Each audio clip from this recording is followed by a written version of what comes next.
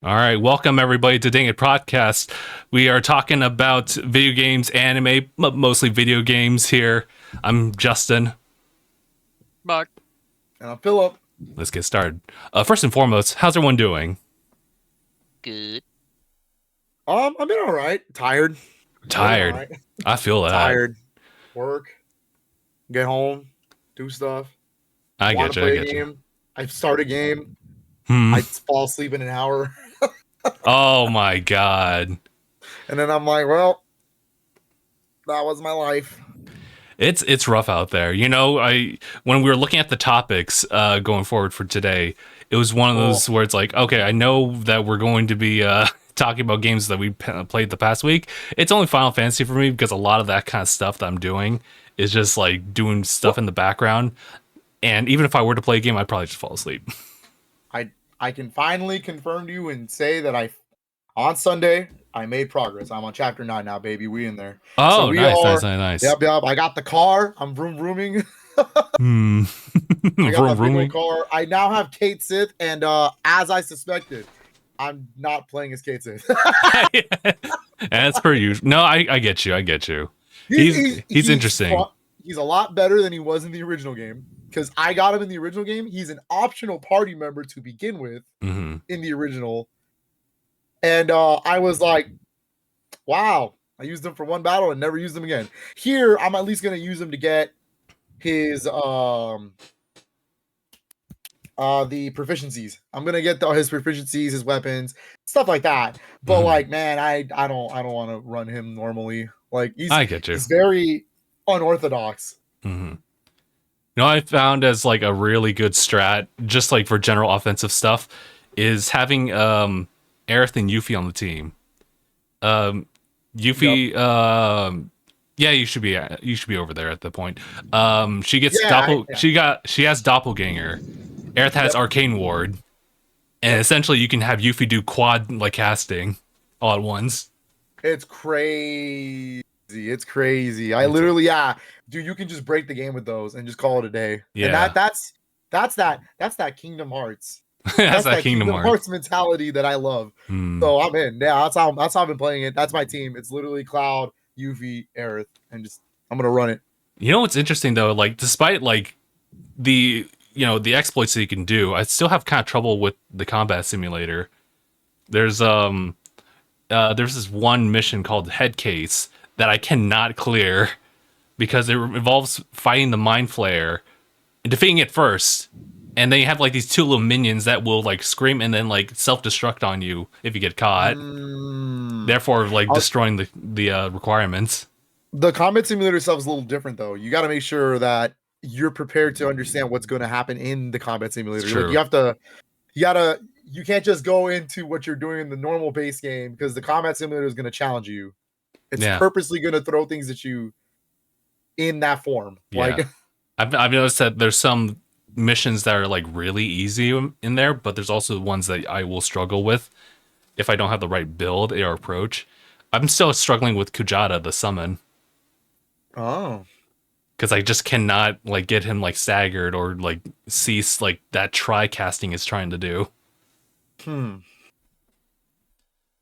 But now. Oh, go ahead. I have progressed in Final Fantasy VII Rebirth just a bit. I'm planning on doing more on Sunday. I think Sundays are going to be the days where I can like really just sit down all day and just play it. And because that's what I want. The thing is, like, I could easily on like the Monday and Wednesdays that I don't stream, I could easily just turn on my PS5 and just start playing. But I don't want to just beat it in chunks. I don't want to like. I want to actually just like really get lost in it. And by the time I'm like tired, I'm like, man, I've only done this much. I got you. Yeah, like I just want to like really lose myself. But better not lose yourself in the sorry. That actually might be a good segue. Because I really wanted to finish Final Fantasy VII Rebirth before Paper Mario, and it's not gonna happen. So that game's tough to clear. I'm gonna be real with you. Yeah. Well, actually, I could just probably speed run it, but I'm like, no, I'm actually like really enjoying a lot of the stuff. I'm gonna do it though. I have all of Memorial Day weekend, so I am. Oh hell yeah, let's go. I've been approved, so I got a 4-day weekend that weekend, and I am going to. Sweet. The minute I pick up Paper Mario though, I'm going to just run it. Like Mm. I'm streaming it. I'm going to be as soon as I pick it up, I go home, I'm gonna eat some din din, and then I'm literally gonna be on stream until I can't. Until you can't. Wait, was it your plan to stream paper? Well, you know what? I think you showed it on your schedule. So Yeah, so I have a schedule up right now. So I do plan on finishing Kunai because I don't like leaving games unfinished. I feel that. But between like starting next Tuesday, I'm gonna play Paper Mario the original 64. Oh And I'll yes. play that all the way until Thousand Year Door Remake. And on the week of Thousand Year Door Remake, I'm gonna stream every day. I want Oh jeez. just to catch up and just to get to the clear, just in case. Oh man. Do you think you're gonna try to because we actually really know about the game balancing for the new Paper Mario, but do you think you try to do something completely different from your usual approach What do you mean? as far as like building your character? I definitely want to see if I can do something like that this time around. I think with the knowledge that I have of like how to play Paper Mario nowadays, I haven't played Thousand Year Door in a long time. I Mhm. have my original copy sitting here. I just haven't played in such a long time. I might want to do something different. I'm not sure. I don't know if I want to build them and do the badge run. That one's always scary. I don't like doing that. Man, dude, but like imagine the lucrative like views. I know. The title, starting new Paper Mario, like Thousand Year Door, Danger Mario from Jump. Oh my god. That is such a scary run. No. Oh, I would But love to try I don't know. that. I haven't decided what I want to do with that. But Paper Mario in itself, I'm gonna just play it. I'm gonna Mhm. play it. Get to Thousand Year Door Remake. I plan on streaming all of Thursday night, all of Friday, all of Saturday. Well, and then stop for a break to do the podcast, and then jump back onto stream after the podcast. And Gotcha. then I'm playing Paper Mario Thousand Year Door Remake all weekend. I really, it is like top 3 one of my favorite GameCube games. Probably my second favorite, Mm. if I'm being honest. Metroid Prime is my first, so that's not changing. But you know, Paper Mario is right in between Metroid Prime and Zelda Wind Waker for me. Hmm. Now, I want to let folks know, just kind of in between things, we're having current difficulties doing the stream like over on YouTube, so that's why this is getting like uploaded separately. Otherwise, everything should be good. Thank goodness I've kept that recording setting like going, so it'll be a clean like export later on. But I know that this is going to be a pretty Nintendo heavy type of episode in particular. But I promise yeah. it's not my fault. I promise. A lot of it's also due to the, in part, and this is also an announcement, is that we're going to try to catch up on the past 2 weeks on things that happened because I've been absent from the podcast there, therefore I couldn't even get started last weekend. I guess it happens, but yeah, we're going to just be catching up on that kind of stuff as well. I do want to say though, before we get into Nintendo stuff, Mark, Aye. Hey. Mark, Hey. I want to talk to you about 2 things, two specific things that I think you and I can get through this. Mhm. Let's talk about the death of Drake's career. If you, Oh yeah, he's done. Done. Let's talk about Done. his career. Let's real Done. quick. The topic. let's not go into the Drake too is gone. nitty-gritty. Rip Yeah. Drake in his career. Rip Drake and his career. He's donezo. Mark Mark is the most knowledgeable one here right now, but I've been kind of listening to the diss tracks, and I was like, this man is cooked. Kendrick eviscerated is not even enough to say what just happened to Drake from Kendrick Lamar. Nope. Allegedly. Allegedly. Yeah, let's state that before we say anything. This is all allegedly. Allegedly, if anything that Kendrick Lamar had said is true. Oh boy. Yeah, he's done. Yeah, Drizzy is done. I was gonna say, because what did it start with? It was Euphoria released first, right? Unless I think, wasn't it push-ups? Oh, it was push-ups. You're right. It was push-ups, then Euphoria, then 616, then Family Matters, and then Family Meet the Grams. Grams. Meet the Mm. Oh, Grams, no, yeah. Meet the Grams. There you go. Meet the Grams was the final nail in the coffin, homie. That was it. I could not believe that. I was like, oh damn, Released a mere 10 minutes after Drake, so this man was waiting. this man had that shit loaded, dude. This man was sitting in the dark with a loaded pistol. Mm. My God. Homie had that trap card. This one good Yup. contribute. That's wild, dude. Man just came out of the shadows like he's fucking Batman. This is the biggest like diss war in rap since like the 90s, and this is pretty crazy. I love it. Like, this is what Pusha T did times 1,000. This is way worse. Well, Pusha T only did about a couple tracks, right? It wasn't like back and forth like this all day. Yeah, but like Push's was at least it was so like shocking because of the revelations of Drake at that time. Yep. Mm. So that's why it was so memorable. But Meet the Grams is like, it's 20 times as shocking because of just everything Kendrick said. It's crazy. I know typically we don't get to talk about too much about music on here. I would love to do that more often, but it is wild. Like like this is the wildest like scandal. I love it. It's drama. Because there's like people who are like, Drake's got another kid. Allegedly. Allegedly. Allegedly. But I was like, is that all y'all took from that? Because if that's all y'all took from that, you missed a huge list of crimes. You missed the laundry list, sir. Like it's there. There's a lot of accusations right there. The P word there was pretty wild. I was like, oh yeah. I was like, oh lord. I'll have to read up on it. it. I'll tell you after the podcast. It's okay. Oh, okay. I don't want to use the word on the podcast and then we're screwed. So Oh yeah, we're gonna just keep gotcha. But I was like, ooh, buddy. Dude, I woke up, it was 3 a.m. I get up, like, people, what's going on? Let's go. I look, my tired eyes. My tired eyes went from like, the to wide open, like, oh my. With your eyes wide open. Arms wide open.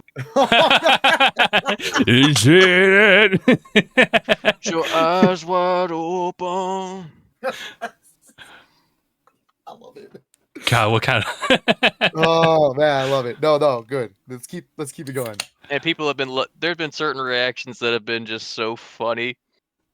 Like there's Kai Cenat. Yeah. I was laughing. When he was listening to it, sort of because at the end, as soon as it finished, he's like, "Somebody's gotta die," and then he just drops to his knees, hits his desk with his fist. Oh my God. Somebody's gotta die. I saw a reaction today. So this dude was trying to be on Drake's side for a whole like minute, and he was like, "Oh man, that's why he's the guy. That's why he's the GOAT. That's why he's the GOAT." And then the Meet the Grams came in like 10 minutes later, and he was like, Never mind. "Bro, I was vibing." He was just mad. He was like, "I was vibing. Why did you ruin this for me?" I know there was another guy who was like, who's like, "Bro, how do you know Drake was gonna do that? How did he release this? Addressing what was in that diss track before it was even out? Kendrick, what are you, a time traveler? This ain't fair." Oh man, what a good stuff. Like all I gotta say is we're gonna see how this plays out. This is gonna be wild. Dude, did you see the video that I put in the messenger of Kendrick taking Drake's N-word pass? Oh yeah, I saw that. That was funny. Oh my Dude, God. No, they brought the sun in. No, my phone was being weird, so it didn't send. But I did respond to you saying that. I said, "Bro, when he took the hood off, it sent me." Take off your hood, man. I know you don't have your cornrows in. He took it, and it was straight. Oh my God. Will I still be real after this? You'll be a good fella. I'm just like, you be a good fella. Dude, RDC World's even making skits. They've been funny. Oh no. He's done that. Drake's career is finished. And all the RDC World ones on this beef, every time it's like Kendrick says something and Drake's just sitting there, it's like one of his boys just keeps like handing him an M9. He's like, no.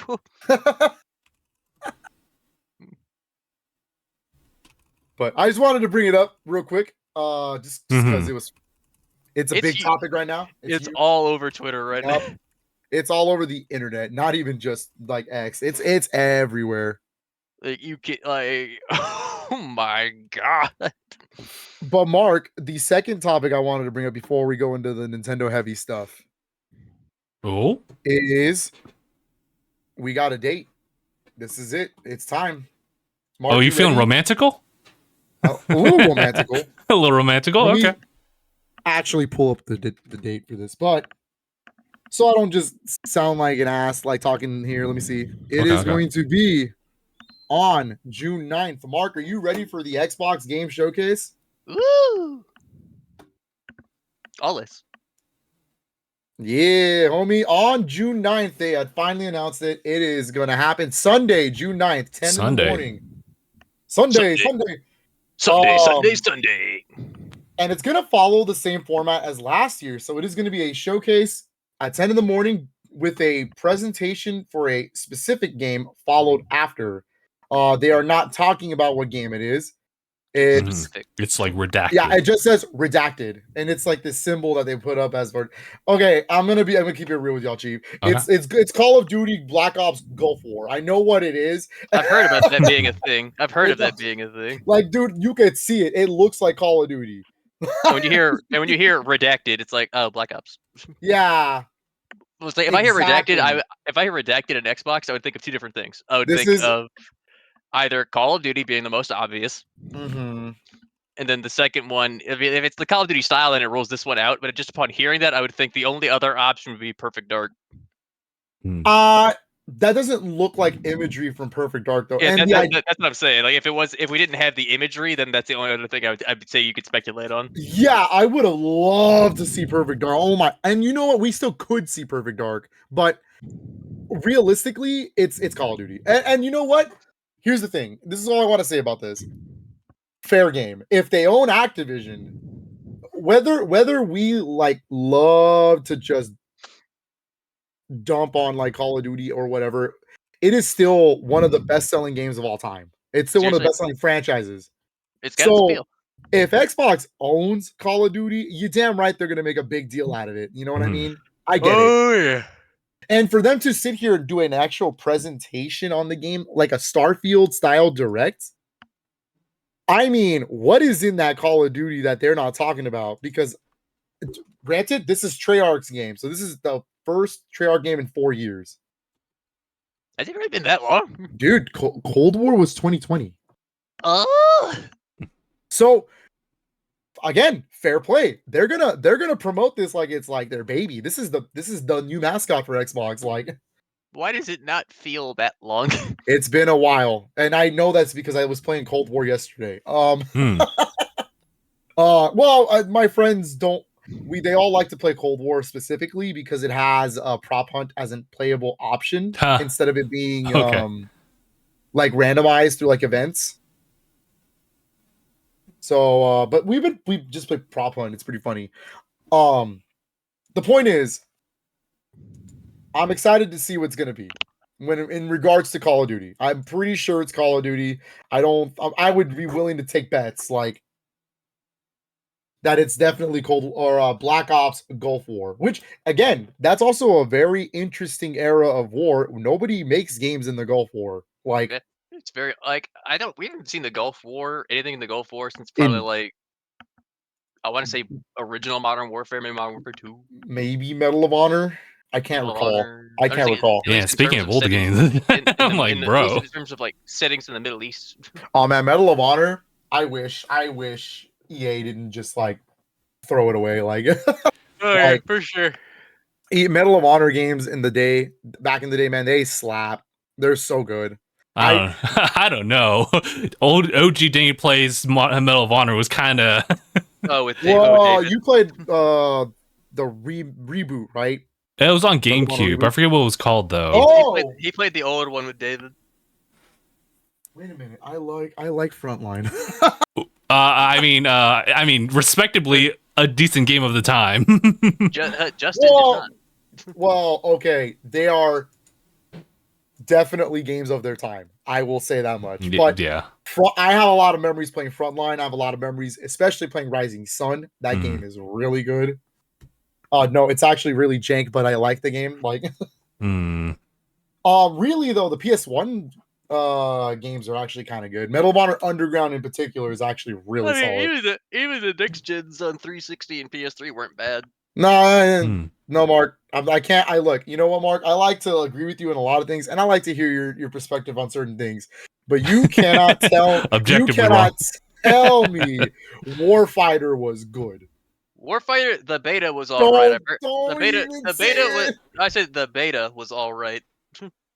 I agree with Reboot. I was actually okay with Reboot. That game was really the good. reboot Yeah, felt good. The reboot the felt good. reboot was good, especially because what was it like? Dice handled the multiplayer.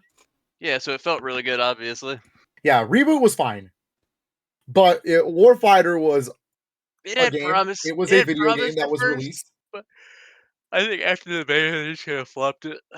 No, Warfighter was a game. It was released, and that's as far as that story goes. All right. Not good. But Okay. I digress. I wish Warfighter wasn't how that series ended. It should not have ended on a low note. Mm. You just gotta convince EA that it's worth making another one. Yeah, good luck with that. Yeah, good luck with that. It's probably Yeah. gonna need to take the masses to like convince them Good that luck there's with a bringing surge in back popularity. No, and wait a demand. minute. There is a recent Medal of Honor game, but it was VR. Yeah, actually, I think it was the Yeah. VR game. Huh. Yeah. All right. I'll have to look at that. Yeah, I heard it was good. I heard it was a good VR game. So it could happen. It could happen. But anyways, the point is Xbox showcase. It's happening. We're gonna see a bunch of games. I think leading up into this, it's pretty hype for Xbox. Xbox is the only first party company this year that actually has like a decent roadmap of what we're gonna get into the future. Mm-hmm. You know what I mean? Like we're sitting in the dark when it comes to Nintendo and PlayStation. Xbox at least is telling you, hey, Indiana Jones this year, Call of Duty is happening this year. It never fails, like. So what else could we see at that showcase? Like quick, like. Aside from Activision, right? Or could we No. also? They're specifying here. Hold on, I got the post. Okay, They okay. are specifying that their studios across Xbox Game Studios, Bethesda, and Activision Blizzard will be showcased. Think they? If in terms of Activision, let's get Blizzard out of the way. In terms of Blizzard, I am for certain that Diablo 4's expansion is going to be there. All right, that's a pretty safe Yeah. bet. Maybe a new hero in Overwatch, who knows? Yeah, a new hero in Overwatch. They gotta get fair. the Overwatch stuff out of the way too. You know it. I mean, BlizzCon got canceled this year, so Damn. Yeah, so they got to do something. I'm assuming this is why they want to show that. I think since Redfall, I think Xbox has to take the fact that they own these companies seriously. They are under their portfolio. We're gonna look at Activision games from now on, from here on out, going, these are Xbox games. What can they show for me to support the Xbox? You know what I mean? Mhm. Like they're going It's to. also the fact of I think they might have canceled the con because of all but Blizzard hasn't been having a good year. No, Blizzard has not been having a good year, but Yeah. that's neither me. That is not for me to discuss. I know that Diablo 4 expansion looks good from the first trailer.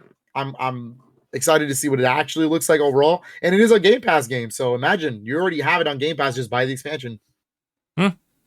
So, but other than my wants from Activision are you already know what my wants are. I'm a simple man. You want the crashing Spyro, any breadcrumbs? I'm good. I was gonna just echo the same thing, actually. Yep. You show me Crash Bandicoot, you show me Spyro. I think Spyro really needs the new game now. I think Crash 4 has its time. It's great. For actual new game that follows the original series, that's awesome.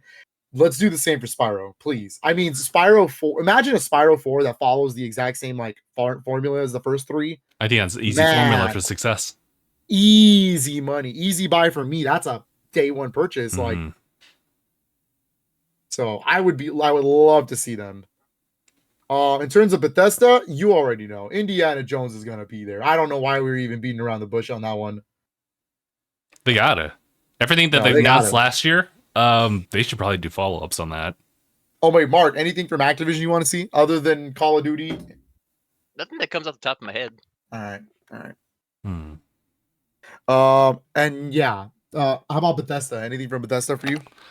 I mean, Bethesda Ooh. games, the Bethesda only thing, in the only thing general. we can think of really is probably that we should be expecting to see is probably Blade. Oh, you know what? I didn't think about Blade. You're right. Mm. You're right. Maybe a new trailer for Blade. That'd be sick. That'd be cool. Arcane Leon don't miss. So yeah. Hmm. I mean, when it comes to Bethesda, again, I'm a simple man. I know what everyone. I want what I want, and that's just how it is. Show me a new Doom game already, goddamn. Like Fallout please, 5? please, I don't care about Fallout. Give me Doom. No, actually, Fallout 5 Give would me actually be Doom. kind of sick. Fallout 5 would actually be kind of sick, but they can't do that. It's got to be Elder Scrolls 6 if No, they're gonna no, go no. Bethesda GameWorks. I mean, I have heard that they have been trying to expedite production on that. I'll We'll see. I'll say my piece as well. If Mark, you had something else to bring up. I just want more id Software games. That's all it is. You know, I one of my top 3 favorite companies. I just Hmm. I love me some goddamn Doom. That's all it is. And there was that leak about Doom Year Zero. So if that's a real game, that would be pretty cool. That does sound like a pretty cool like title. I haven't heard of it myself. It was a big old leak that happened. I don't know. I have to go back and find it, but yeah, it happened last year. Interesting. All right then. Well, I think for me, I believe that Bethesda would like to do something given the new Fallout like surge thanks to like the show. Mhm. But realistically, it'd probably be some type of update aside from just letting you all know that the console update for Fallout like 4, for example, is ready. They might talk about an additional expansion for 76 just because they're going to catch the wave for that. Yeah, I don't think it's going to be a Fallout 5 though, because that'd just be way too early of them to like plan it out. Unless they were like, "Hey, we know the show's going to pop off. Let's get some like production under like Fallout 5 or something."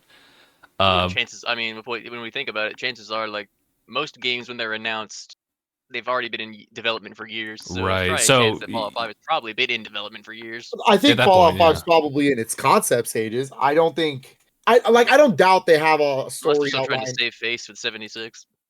I don't think they're out, like they don't have an outline for Fallout 5. Typically they probably do. I have heard that the update for Starfield was really good recently. Oh, there is Yes. that update as well. There is that update as well. I've heard it's literally what everybody wanted. Yeah, I'll get back into it. I'll jump back in. They got me. I'm gonna try it again. Nice. I was gonna say I don't doubt that they have an outline for Fallout 5. My problem is I don't think it's as far along as Elder Scrolls 6 is. I would assume if you're gonna do it, it's gonna be Elder Scrolls 6 and then Fallout 5. But again, when the hell's Elder Scrolls 6? I don't know. That's true. Honestly, if they were smart, they would. If I were them, I would just start remastering Fallout 3 and New Vegas and port those to newer consoles and make money. I mean, hey, look, the Switch has no Fallout games other than Shelter. Think they would try to remake a newer, like, remake one of the older Fallout games? That's exactly. You want people to make money. You want to print money. Just put Fallout 3 and New Vegas in a bundle. Put that shit on the Switch. Boom. That's easy money. That's fair. My money. That's fair. That's easy money. Well, I have them on Xbox. I probably wouldn't replay it on Switch, but for a lot of people who are watching the show and they want to jump on, I'm just saying, Switch and PlayStation. That's fair. PlayStation only has access to 4 and 76. They don't have 3 in New Vegas Interesting. on modern platforms. Yeah, well, you know what? I don't have 7 Remake on my Xbox, so it sucks to suck. I didn't. You know what? I own all 3, so I don't know. I couldn't tell you. Justin's face when I said that, he was like, "Oh." And you know what? Fair play, Mark. Because another thing I wanted to bring up in this is, did you notice that Sea of Thieves is the number one it's like biggest, most played game up right now on PlayStation? My, how the turns table. Well played. Well played. That's really crazy. That it's like these PlayStation fanboys have been sitting here going, man, our games are better, but hey, all of a sudden we get Sea of Thieves, and they're like, oh my god, How does it feel? How does it feel? like This is what sharing. This is what sharing feels like. It's nice, isn't it? Mark, I'm a Nintendo guy, all right? I don't know what sharing is. I know Fair it's enough. true. It's Fair true. You enough. don't. It's true. And You're like sharing. What's that taste like? And here's the thing. Primarily, I understand that I have basically a PlayStation or a Nintendo and PlayStation guy. I always have been. Hmm. I use my PlayStation to play the third-party games I can't play on Nintendo, and vice versa. And I'm kind of just well-rounded in that area. Mhm. Xbox, for me, this generation has been Game Pass and just exploring backwards compatibility a lot.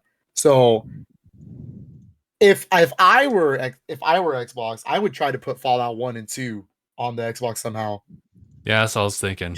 Get the original games on there, even if it's just a port, even if it's just a widescreen port of the original games. They're not the same kind of games. I hope everybody understands that Fallout was like a farming sim / like, you know what I mean? Like, people don't understand what the original games were, but I think those games would be really cool just to gauge interest. Put them on Game Pass, easy. I mean, they're on Game Pass for PC. I have them on my PC. I was thinking that they could try to remake those two, but I'm not sure. Like they can modernize it a bit, but I don't. I think those games are so beloved in its own genre. I would not try to remake those as the new ones. Fair enough. I would try to keep them in their simulation like style games. Hey, the Switch likes that. They love farming sims. There you go. The Switch what I'm loves saying, farming easy money. sims. But yeah, I get it. But Fae Farm Shelter. In terms of Xbox game studios, though, Aye. more More I'm Setsuna waiting stuff? for that. Huh? More Setsuna stuff? Hellblade? No, I wouldn't. Setsuna or Hellblade would already been out. too. Hellblade's already out by that point. It comes out this month. Oh, you're right.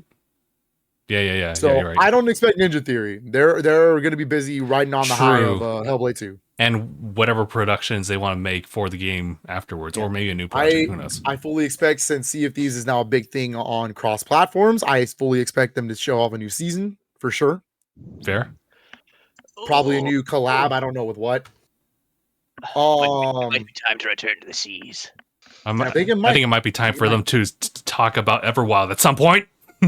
Honestly, you're not wrong, man. Rare, what are we doing? But if they do a Banjo remake, then fair enough. Dude, Banjo, if Banjo Toys for 3? Bob's the one doing that, I might cry. I'm not gonna lie to you. Banjo 3E.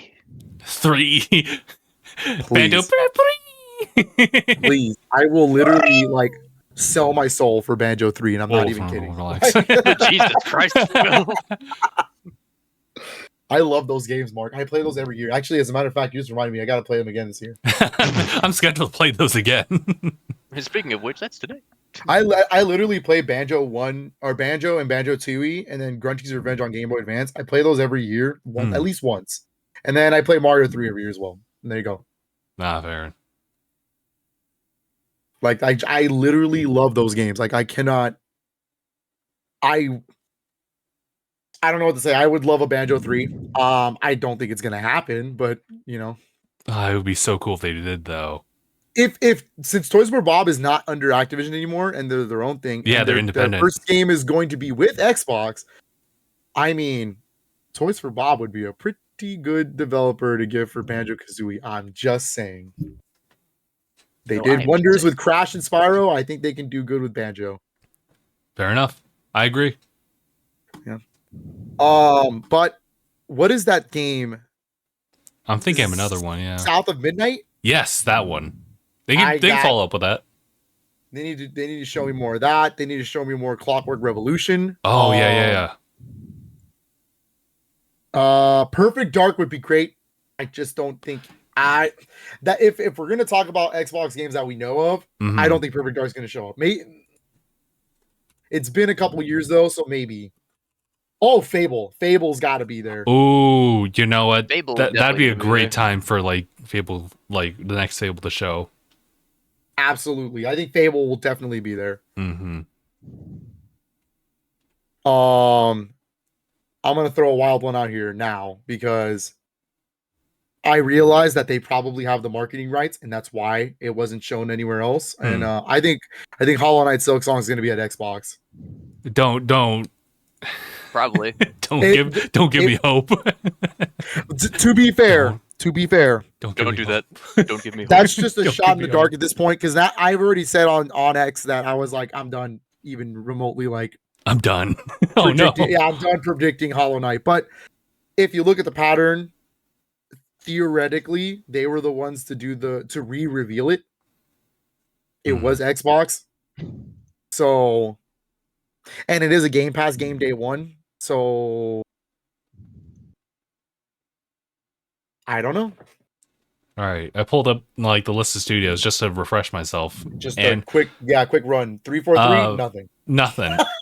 Yeah, no, they ain't doing anything right now. Coalition, I fully expect to see Gear 6 there. I don't. I'm not. No, it's time. It is so goddamn time at this point. I mean, you're right. You're absolutely right. I just don't know. Last year, I was more skeptical. I did say, and you could try to find videos of me saying on the podcast. I said, I don't think it's time for Gear 6 yet. I want it to happen, but it's not going to. Right now, it's time. I don't think we can hold off any longer. That's Gear true. 6 it's gotta be there. My only thing too is much smoke. There's too much smoke around that right now. Yeah, but the thing is that they haven't really been said a peep at all. No leaks, nothing. That's the good kind of stuff. That's the good kind of game. It's true. It's just like I can't even imagine what that even looks like. No, Gear 6 has to be there. I'm so dead ass right now. It no more waiting. Gear 6, it's gonna be there. Mm-hmm. I think going into 2025, if you say Gear 6 is a 2025 game, I'll believe you. Right here and then. Fair enough. There was another one I wanted to bring in here. Undead Labs. Oh yeah, State of Decay 3. Where the hell has that game been? Yeah, they've been working on that for a little bit, so I'm like, show us something else now, or show us what you had planned out. Yeah, State of Decay 3 was announced way too early, I think. That game needs to show up too. That would be pretty cool to see. Mm-hmm. And then the last thing I want to just bring up, just as a possibility, do you think Tango Gameworks would even show up? Because obviously they were working with the ports here and there, but aside from that, like that was the last thing they worked on. Hi-Fi Rush was the last thing they worked on, huh?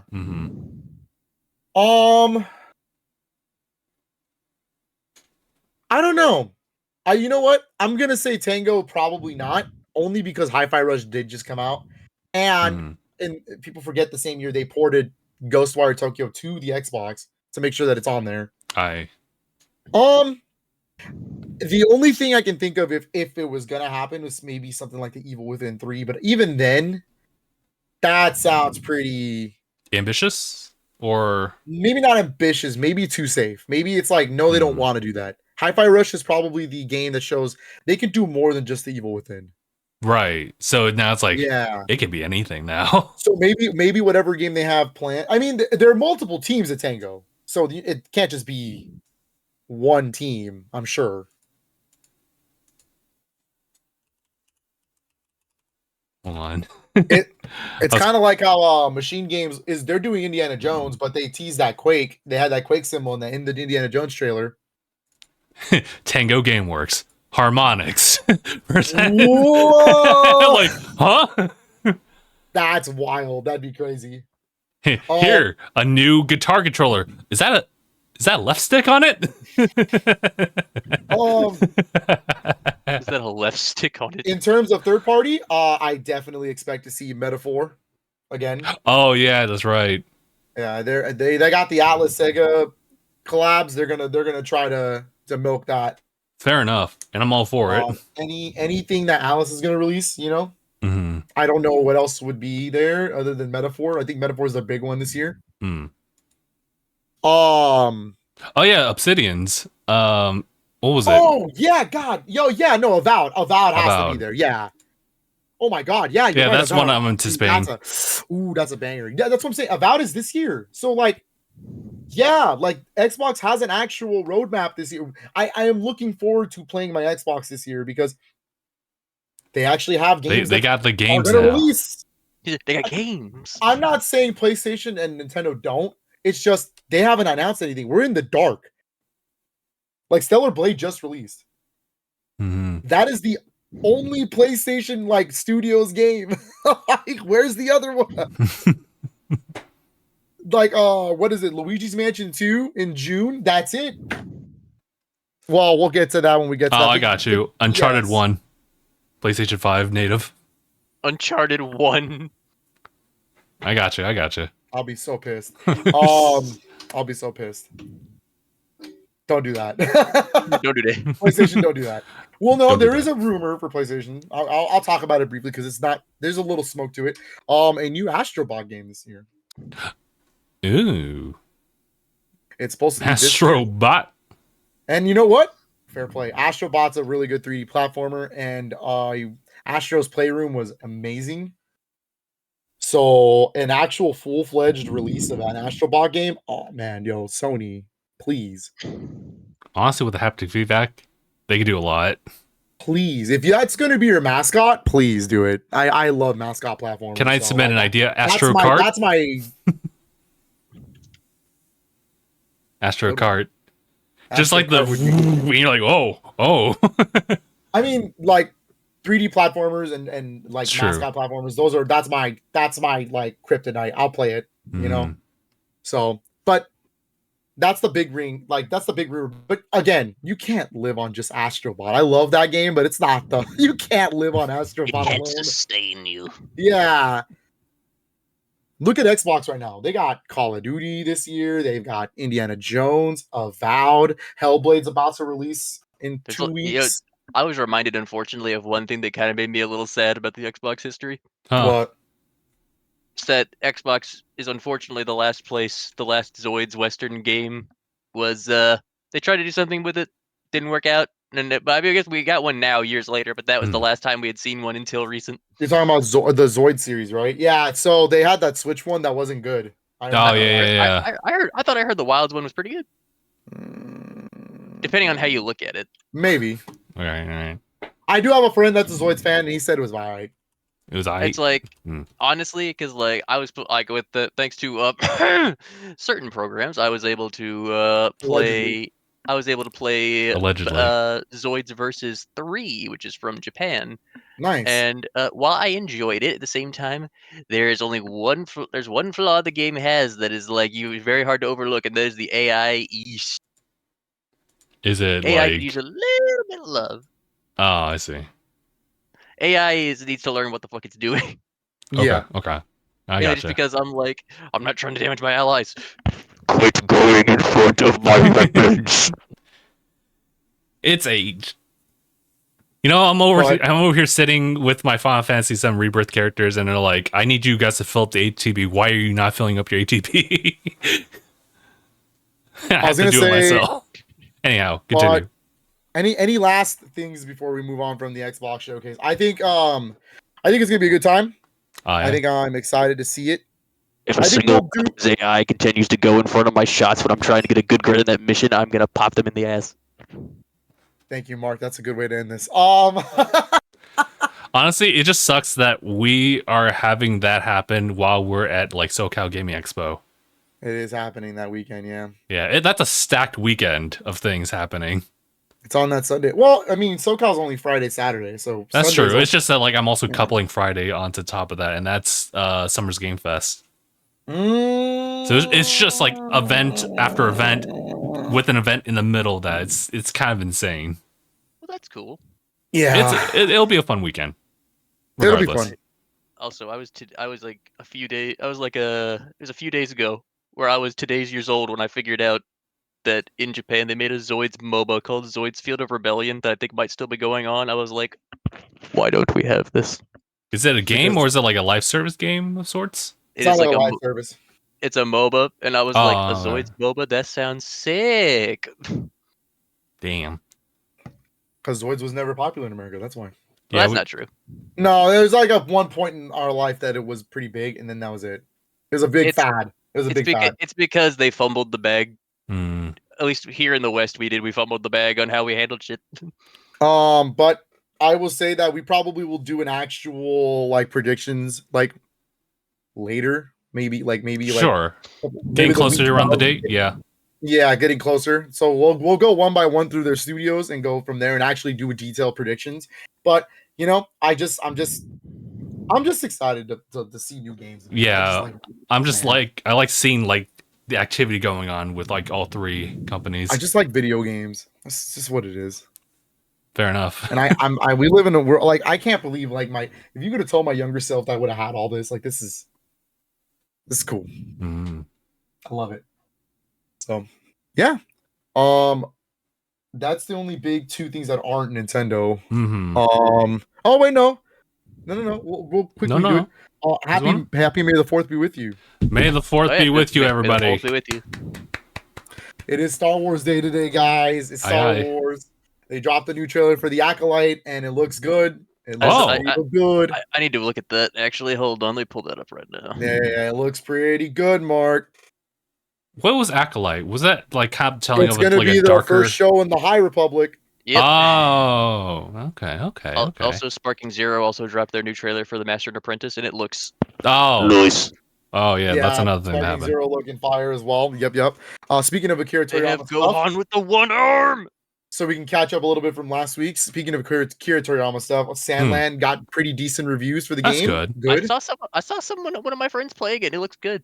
It looks good. I personally wouldn't pick it up for $60, but if there's ever a sale, definitely 40. 40 is a pretty good sweet spot. I'm just glad to see Akira's other work get some love before he passed away.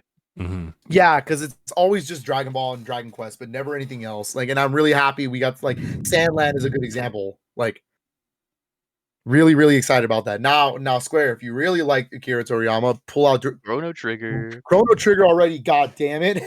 or at least maybe an HD remaster of Blue Dragon. That is Xbox's choice. No, it could be, but I mean, hey, I think either way, I'd say is a win. I was gonna say Xbox owns Blue Dragon. I think.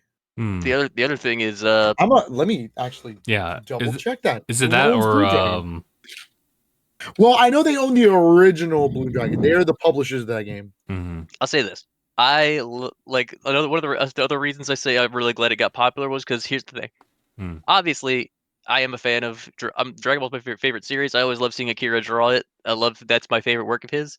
But I think one of the reasons, especially you should be glad that Sandland got really popular before he passed away, is that man loves drawing mechs. He loves drawing like vehicles and robots and shit. So the fact that a series actually has those heavy elements that he loves, I'm glad that he was able to get that. I was gonna say that's why Chrono Trigger is so beautiful, because his mech work in that game is spectacular. He's really good at drawing. He's not just good at drawing like characters in Dragon Ball. He's also very good at drawing robots. Like, he's always had a passion for that. Like, if you look at a lot of his early work, you'll see a lot of like mechs and weapons and stuff like that. You're like, man, this guy really likes mechs. And then you wouldn't guess that. You see Dragon Ball, you're like, oh man, this guy can draw sick characters. Like, these guys look so badass. And then you see his other work, you're like, oh, he also likes robots. Whoa, I'm finding some crazy history on Blue Dragon right now. I didn't know the sequels were developed by Brownie Brown. That's cool. They did a lot of DS and they work with Nintendo on a lot of things. They're kind of like their support team. Like they helped with Mario 3D Land, Fantasy Life, Mario 3D World. Recently, they helped out with Mario 3D World plus Bowser's Fury. So that's pretty cool. I didn't know that. I'm trying to see who actually owns the IP though. It seems like Mistwalker themselves owns the IP. Also, did you guys see the trailer for the Master Apprentice stuff on Sparking Zero? I did not. I did. Oh, people were losing it for one thing in particular, Justin. And it's like, I don't know how familiar you are with it. In a lot of games, Gohan's model will either have both. Future Gohan, he'll either have both arms, or he'll have the one arm, but still like he's fighting with both arms. Yeah. Yeah. This one, you can tell he actually is just using the one arm properly in this game. That's everyone's just like. I'm excited, Mark. It looks so good. It's everything I wanted from freaking Budokai Tenkaichi. It looks, and I don't. It just looks so perfect. It looks so good. Now, granted, we got to get our hands on it, but yes, it looks so good. Like people want to point stuff out. I'm like, I don't see the flaws. It looks perfect. It literally looks exactly how it should be, and I'm like, man, that's crazy. I'm ready. Roshi looks good. They brought back the Sonic dodges, or like where you're just like, Oh yeah, the yeah. animations by the way look nuts. So it seems like Mistwalker owns the rights to Blue Dragon themselves. They own the rights to Blue Dragon. They're the developer. All right. Okay. Mistwalker, if you don't know them, I believe Where are they at though? Hironobu Sakaguchi is the owner of Mistwalker. Mhm. He is the creator of Final Fantasy. Oh, so okay, yeah. So it is Square then. It is founded by Hironobu Sakaguchi. No. He is not under Square Enix. Oh, then He all right. left Square Enix after Final Fantasy 12 or 10-ish, I think. Hmm. And he started Mistwalker, and their first game was Blue Dragon. So what are they doing now? They recently made that really, really cool looking JRPG on the Apple Arcade that hasn't been ported anywhere, and I hate them for it. Whoa. Fantasian. They're the developers of Fantasian. Oh. Also, after our recent tangents right now, I forget what video was I gonna go look at. You're going to look for the Acolytes. Star Wars. Oh, Acolytes. Acolytes. That's right. I cannot believe that they are the developers of that game, and they have not re-released it on anything but the Apple Arcade. Minute 51 seconds. All right, that's not too long. Let me see this. I have it on my phone because I like playing it, but man, kills me. Mm-hmm. Anyways, yeah, Mistwalker runs it. I would be cool with a new Blue Dragon or something. Maybe Microsoft can talk to them about that. Yeah, they'd have to reach out. Yeah. I mean, my screen now has the Blue Dragon theme. It's really same. It's That's actually so good. It's crazy that they just had that. So you gotta wonder, like, are they trying to do something?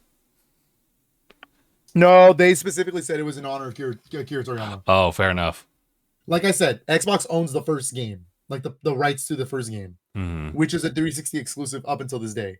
It's just backwards compatible on Series X. Right. But yeah, anyways, what else is left? That isn't Nintendo. I think that's it.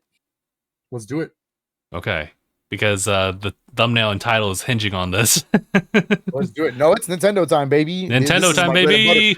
I'm gonna do a quick thing though. What's this quick thing? I want to start with pickups. That's okay? Because then it starts transitioning into the Nintendo stuff. Okay, gotcha. I got pickups. Do you have pickups? Not this time. Not even for last week? Not for last week. Wow, okay. I'm not beating the allegations. I told myself I wasn't going to do too many pickups. And, Guilty! It turns out... Faker! I have 7 pickups. The Kendrick drop. I hate myself. But I will say this is probably it until Paper Mario, for sure. So, we'll see. But just keep it open. Keep it open. Yeah, it looks good, right? The Acolyte looks good. That does look good. Yeah. I got 7 games right now. I'm gonna tell you right now, 2 of them are retro. 2 of them are retro games. For the first trailer for the High Republic to be a live action, that looks good. Yeah. What's her name? X-23's actress is in there, huh? Oh, is she? Yeah, she's with the alien looking girl. Oh yeah. Yeah. Okay, we'll start with this one. Let's start with this. I'm gonna go in order. Then the last game here is what I'll start talking about Nintendo stuff. All right. This is Dark Void for the PlayStation 3. This is a Capcom game, if you can believe that. It is a third-person shooter, kind of infamous because you can just fly anywhere and just start shooting and stuff. It's pretty fun. It's very B tier, in my opinion. However, there is a reason I picked this up. One, I didn't know it, and I was like, "Why? This is like an iconic, like this generation game." 2, it's getting delisted from all digital storefronts this month. Oh. So I wanted to pick up a copy before it got stupid expensive to find. I'm looking at you, Spec Ops: The Line. You're right. So I wanted to have this in my collection. It's a Capcom game, so I got it on PlayStation. I was like, "Yo, let's do this. This looks great." I'm gonna try it out soon. I kind of want to play it.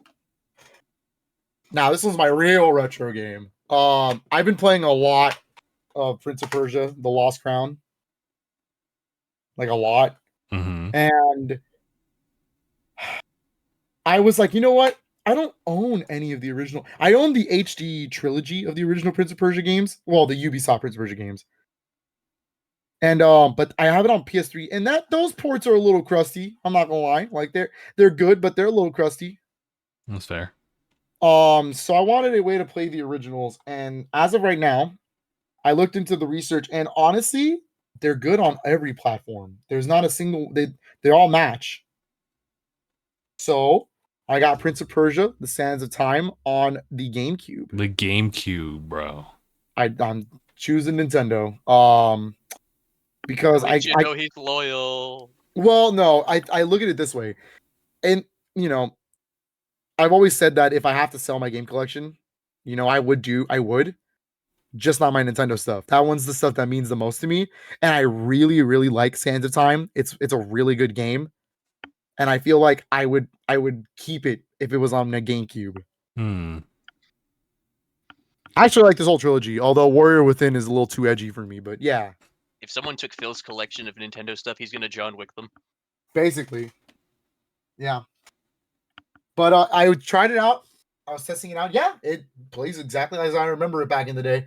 I can't wait to actually play it again. It's been a while since I played Sands of Time. But I am going to pick up Warrior Within and the Two Thrones on GameCube as well. Again, they all match. They're all on parity. Like, this was that generation where it just doesn't matter where you play it. As for PlayStation 5, I'm sorry, but I got it, baby. It's Stellar Blade, baby. Good job. You already know. I had to get it. It's not even a big game, dude. 35 gigs is nothing for the PlayStation these 5. days. Yeah. Yeah, I was able to install it. That's how much like. Yeah, you didn't have to manage any space. Nope. So I'm ready to play this as soon as I'm done with Final Fantasy. This is the next game on the list for sure. I was gonna do Rise of Ronin next, but then I was like, man, another open world game after another open world game. I was like, maybe I should just out. Yeah, I'm gonna play Stellar Blade first. But I'm excited. I like these kinds of action games. And people are telling me it's reminiscent of like PS2 era games, and that's really cool. So Phil said, "I'm listening." I'm listening. You got me Locked in. And then my Switch stuff, my limited run stuff, I got. Oh, there it is. Yeah, there it is. Yeah, of course. I got Saturnalia. It's a horror game. It's from the looks of it. I picked it up just because. Gotcha. Yep. I got this bundle. This is the Atari Recharged Collection 3 and 4, volumes 3 and 4. Oh, yes. I remember the box. So I have 1 and 2 as well. And you're looking at 2 separate releases here. And the first collection has Caverns of Mars Recharged and Yars Recharged. Yars is cool. I want to play that one. And then Gravatar Recharged and Missile Command Recharged are on the other one. And basically what the Recharge series is, it's like it's playing the original Atari games, but in a modern sense. Like there's power-ups now, there's there's music being played now, there's like these new visuals, like they look pretty cool. They're definitely arcadey style games. You play for the high score. Like, you know what I mean? And then I picked up Nintendo's latest first party game. The one everyone was excited for. I think this is going to be a big game for Nintendo this generation, and I can't believe it actually came out. And I'm totally lying out of my ass, but this is Endless Ocean Luminous. And I'm totally lying out of my ass. Finally came out. It finally happened. Look, I'm proving it right now. It is a Nintendo first party game.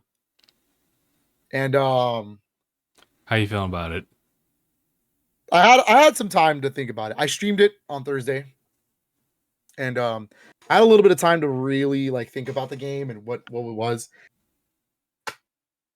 I'm gonna say that it's definitely the weakest game of the trilogy. I cannot believe I'm gonna say that. Because mind you, there's already 2 games in the series. But they felt like they had character. Like they felt like the original Wii games felt like they had a soul. Like, yeah, it's all the same basic. Yeah, they're all the same game basically. You're swimming around, you scan fishes, you go, wow, that's pretty cool. I'm gonna explore this way. You know what I mean? Mm-hmm. I will say this game looks pretty. This game looks really good. For the Switch, mind you.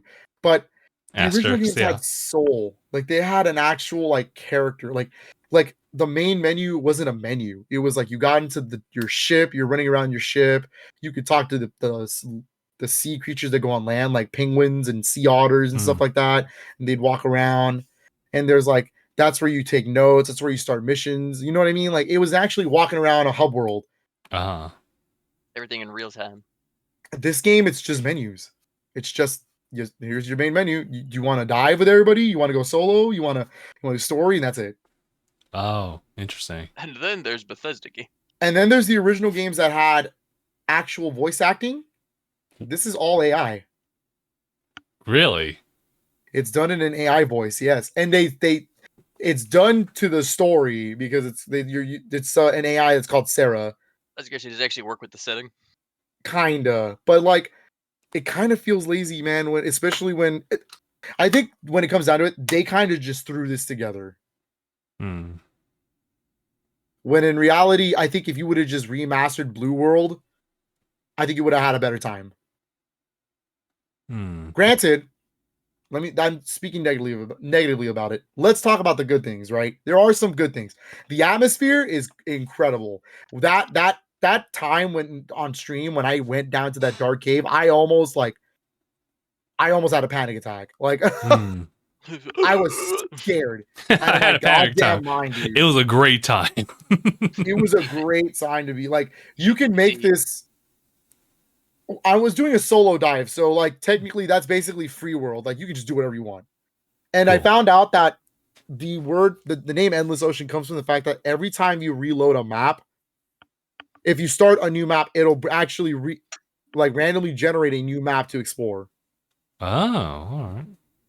So basically, you can keep playing this for forever until you get you can scan all the fishes and whatnot. And like, for instance, in the map that I'm in right now, because you can save it and then keep playing that map to explore whatever.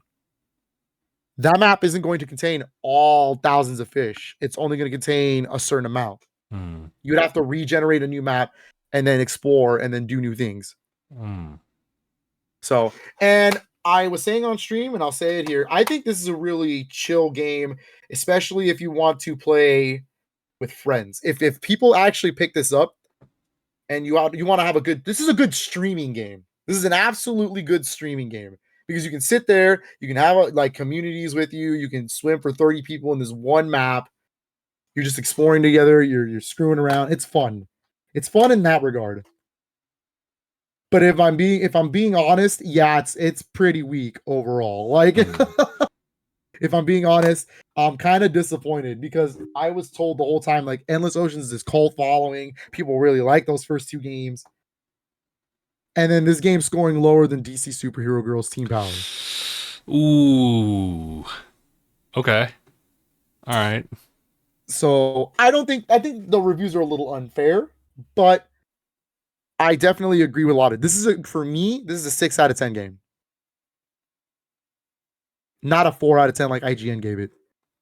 Yeah, fair enough. Yeah, I think this is a 6. I'm still happy it's in my collection. This is the weird Nintendo. Like, this is the Nintendo I like to collect for because why out of all the series in the world did they choose to do Endless Ocean? Like, again, I don't understand. You know what I mean? But yeah, that was their big first party release right now. Now we gotta wait for Paper Mario. It's the next on the list. Gotcha. Which, speaking of that, that's why I wanted to start doing the pickups because we're gonna transition into. You want to talk about Paper Mario previews last week, and my god, it looks so good, Justin. Why? I saw a little bit. Of that. You know what? I'm gonna get this talk out of the way now. Okay. I am personally a little disappointed it's not 60 frames. Okay. And that is because the original game runs at 60. Right. It was definitely a 60 frames per second game. But I'm also not gonna pretend and sit here like it bothers me that much. It doesn't really bother me that much. I only if this was a straight up port, then I would be like, what the hell? You know what I mean?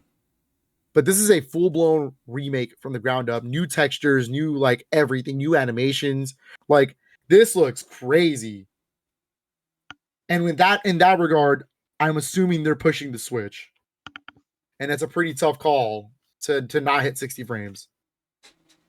And I think Nintendo and Intelligent Systems are going to be smart, and they're going to optimize it for 30 frames. They're going to make sure the timing is correct for everything in regards of 30 frames per second. Do you remember if there was any slowdown in Paper Mario Thousand Year Door? Very minor. I'm Very talking minor. like to the point where like it's maybe like a cutscene here or there. It's not probably gameplay. it might be the mass like units like showing up for certain like sequences. Maybe. I can only think of like 2 of them. Yeah, it's very slight if there was. I don't even. I'd have to play it again as an adult now to remember. I will say though, And then- like they actually really polished it based on just the previews alone. It looks so good, dude. I'm gonna bring up a lot of. Let me bring up some of the stuff before I bring up my favorite part. Okay. The fact that they put the warp pipes all in one room now for fast travel instead of it being like True. all over the sewers. Yeah. So like back in the original game, you would have to, if you wanted to go do this fetch quest between different worlds, you'd have to go all the way over here, get all the way over there, and it was just a slog. Yeah. Because at that point you're Twas a skipping different enemies time. because there's nothing anymore. Right. I remember doing that a lot. Yep. Now it's all in one room. They made the warp pipes just all in one convenient room, so you don't have to do that. And they marked them, so now you don't have to guess which one's which. They're based on their chapters. So if you know that this specific, like for instance, chapter 3 is Glitzville. If you need to go to Glitzville, then you know 3 is Glitzville. Okay, got it. They also made it easier to just swap your partners in and out. Like it's a ring now. I would say it's relatively close relative speed to the same. Yeah. But I think it's more streamlined so that it doesn't feel like it's a takeaway to a whole menu screen. Yep. I didn't do that on the GameCube. I really just menu paused and then shifted over. But I did the menu like quick swap, but yeah. There's but that. Now you can do that. I will say the people who are weird about censoring in the game, let me be very clear. Here we go. There's a huge difference between censorship and localization. I don't think they're censoring anything. I think they're following the Japanese text.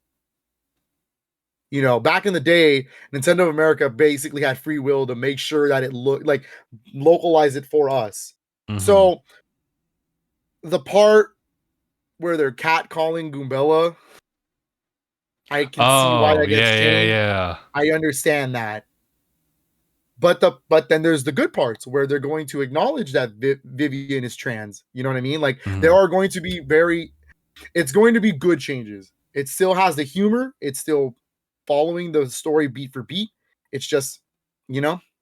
They did censor one thing though. I will say that they censored the weird house in Rogueport that has the toad outline, like a toad died there. That's gone. Oh yeah, dude, I forgot about that. Yeah. that is gone. But I was surprised he didn't die. He got folded. That's a different thing. I'm surprised they kept the casino. I was like, oh damn, okay, that's cool. Typically, Nintendo don't like casinos in their games anymore. Like, well, I think it had charm in and of itself, and it actually functioned purposely for you.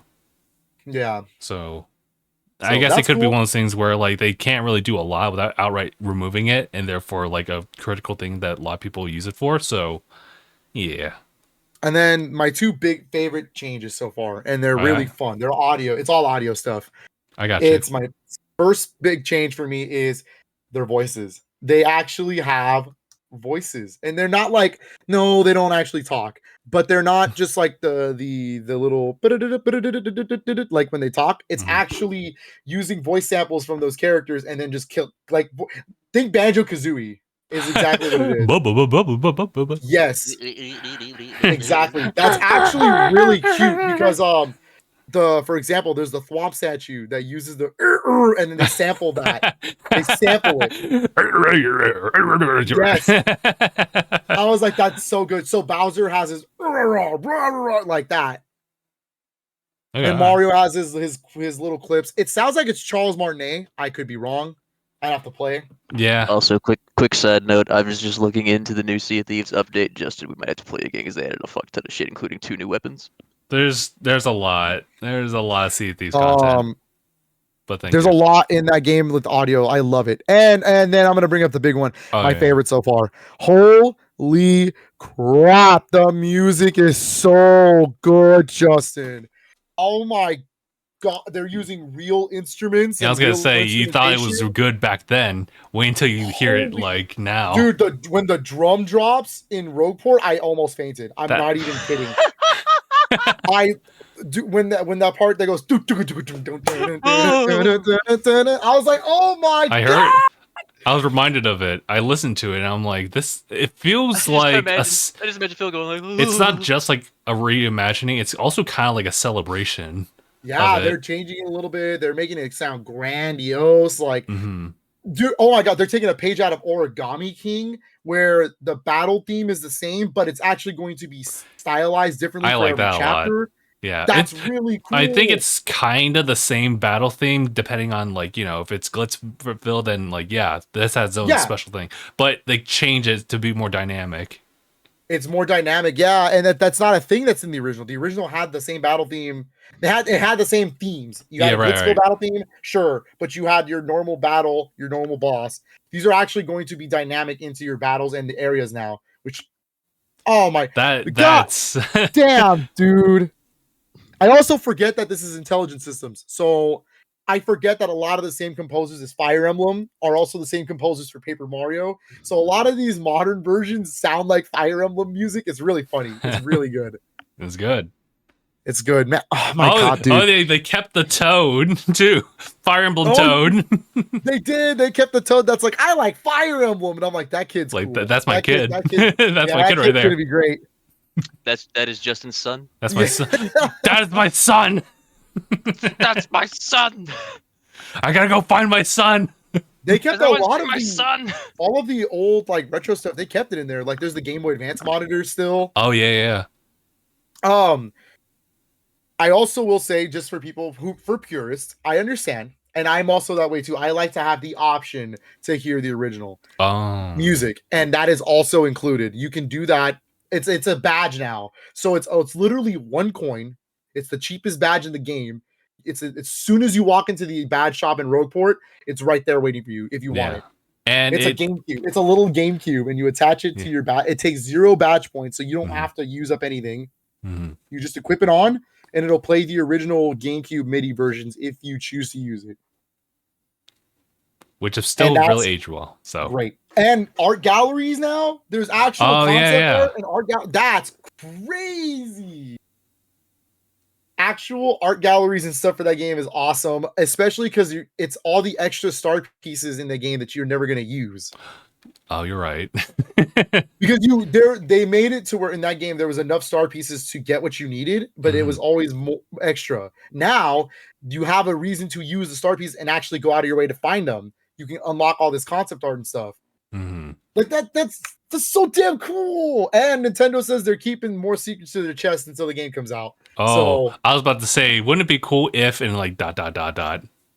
There's going to be more secrets that they're not revealing yet. I personally, what I still want to see, I want something along the lines of Mario RPG Remake where I can go back and fight the bosses in a new way. That would be really cool. Like post. I like that. I like that. Basically, I want new post game. Like I would be really cool with that. I understand that there's still the 100 trial pit, like at the pit of 100 trials. I understand that. 100%. Yeah, but like I would like to go to like, let's say, isn't it? What's the dragon's name? Something Bone? Hooktail. It's Hooktail. Thank you. Oh, Bonetail is the one from the pit. Bonetail is the one, and there's like 3 of them. There's Hooktail, there's Gloomtail, and then Bonetail. Oh, you're right. Bonetail. Bonetail was scary. Hooktail, like I would like to go back to Hooktail, and there has to be a different way to beat him. You can't just do the original way. Like that would be cool. Yeah, that's true. Because that's how they did it in my RPG. They're replaying the bosses, but there was ways. you had to do it differently than when you originally did to beat him. Yeah.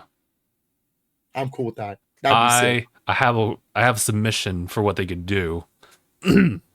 Get everyone separate level ups. Get everyone separate badge sets. And like just expand the badge stuff. That'd be crazy. So you can choose to increase their health, their badge. Nah, you know, they can keep a shared FP, but also what if you could have a separate FP for them too? I want to be able to play Luigi's story. Oh my god. That's always been the biggest thing. That I should know be- I'm not the only person to say that, but That should be That like would- a that game should be clear a- unlock. just Luigi's- play Luigi's like random stories because he has like his own unique partners in that game, and they all hate him. Like They they're all like, this guy's an idiot, bro. Like, I can't believe I had to be with this dude. Why am I not with the real brother? Like, I don't then even know how we Luigi's got out of that, honestly. and my favorite is Luigi's so oblivious to it. You walk up and he's just like, hey, look at my cool new partner. Isn't he awesome? You walk up to the partner, he's like, I can't stand this Dude. brother. Like, I can't stand this Oh dude. I me. can't stand him. I hate him. See, he's my best friend. He loves me. That's what I'm saying. Yeah, he's like, see, we're great. And I'm like, but like, Bro, he can't stand you, bro. it's the stories that they tell in their own separate adventure. Because Luigi will say, I'm on my own adventure too, bro. And then like, And their you definitely partners are like- romanticize it, their yeah. partners are like, This is how yeah, it actually definitely. goes. This is how you pushed me over the mountain and got what you needed, huh? Like, and I'm like, hey, yo, I would love to see that actually. I'd kill for one of those. That'd be so cool. Mhm. But yeah, Paper Mario previews have been really good. Unnecessary controversy. I know. I'm not saying you don't have a right to be upset about the 60 frames. You do.